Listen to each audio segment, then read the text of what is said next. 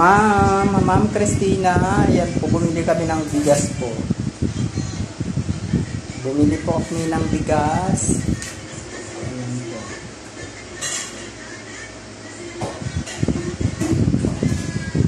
Maraming salamat po. Ayan po, at saka manok. Ulam nila pang araw-araw po. Mahilig kasi po sila sa manok. Manok po lagi. Mahilig sila. Mas gusto nila palaging manok ang ulam. Kaya ayan na lang po, at saka bigas po. 50 kilos. Thank you so much. Maraming salamat, ma'am. Yan po. Isang salamat, madam. So, masaya po sila.